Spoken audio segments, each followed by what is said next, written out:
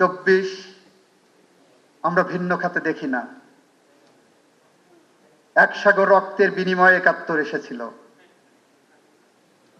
71-এর হাত ধরে বাংলাদেশ যখন হাঁটি হাঁটি পা পা করে হেঁটে গেছে, গণতন্ত্রের পথে হেঁটেছে, মুক্তিযুদ্ধের নেতৃত্ব দানকারী দল হিসাবে দাবিকারী বাংলাদেশ আওয়ামী লীগের হাতে গণতন্ত্র যেখানে হত্যা হয়েছে, নিহত হয়েছে, পৃথিবীর ইতিহাসে বিরল ঘটনা। সামরিক শাসনের হাত দিয়ে সেই গণতন্ত্রের পুনরুদ্ধার হয়েছে। বহুদলীয় গণতন্ত্র এসেছে, সংবাদপত্রের স্বাধীনতা এসেছে, বিচার বিভাগের স্বাধীনতা এসেছে। রাজনৈতিক বা রাষ্ট্রবিজ্ঞানের ইতিহাসে একটি বিরল ঘটনা এটা।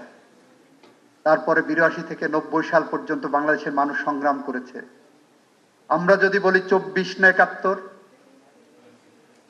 যারা এই বিতর্ক আনবেন তারা 71-এর মুক্তিযুদ্ধের শহীদদের প্রতি, যারা আমাদেরকে বাংলাদেশ দিয়ে গেছেন, একটি স্বাধীন সার্বভৌম বাংলাদেশের মানচিত্র দিয়েছেন, সংবিধান দিয়েছেন, তাদের প্রতি অপমান করা হবে।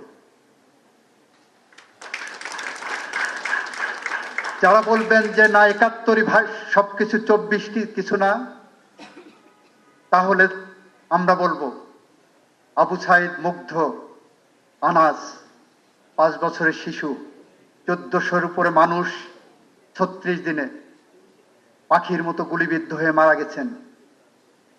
30,000-এর মতো মানুষ 36 দিনে পঙ্গুত্ব বরণ করেছেন। তাহলে তাদের প্রতি আমার অসম্মান করা হবে।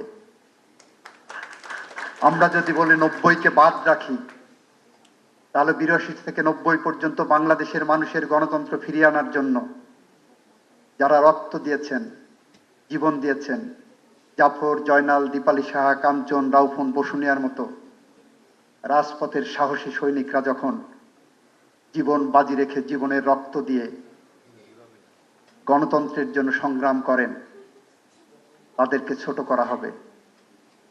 আমরা যেমন 71-এর মুক্তিযুদ্ধের সূর্য সন্তানদেরকে ভুলতে পারবো না, আমরা যেমন 72 থেকে 75 পর্যন্ত একদলীয় শাসন ব্যবস্থার বিরুদ্ধে, ফ্যাসিস্টের বিরুদ্ধে 30,000 তরতাজা মানুষের জীবন দেওয়াকে ভুলতে পারবো না, 82 থেকে 90 পর্যন্ত জাফর, জয়নাল, দীপালি সাহা, কাঞ্চন, রাউফুন, বসুনিয়াদেরকে ভুলতে পারবো না।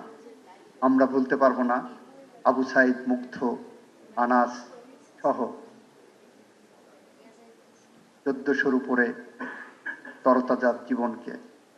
তাই বিভেদের জায়গায় না যে, বৈষম্যের জায়গায় না যে, এই বাংলাদেশ আমার, এই বাংলাদেশ আমাদের, এই বাংলাদেশ সকল বাংলাদেশীর, এই বাংলাদেশের মানুষ মাঠে ঘাটে পথে প্রান্তরে, টেকনাফ থেকে তেঁতুলিয়া যে প্রান্তেই থাক না কেন, আমরা সবাই মানুষ।